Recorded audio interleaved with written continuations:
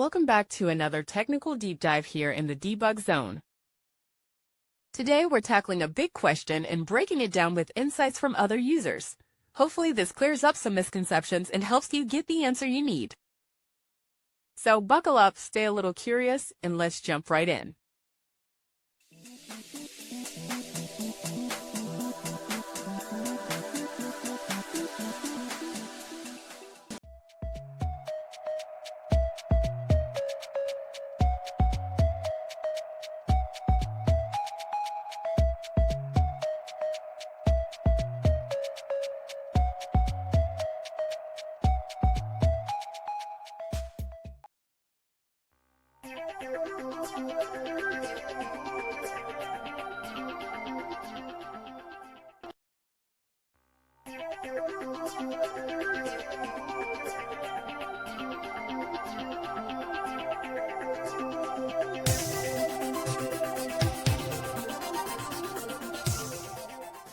And that's a wrap.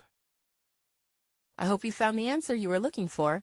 If you did, take a second to hit that subscribe button. It really helps out. And let me know in the comments which solution worked best for you. See you next time in the debug zone.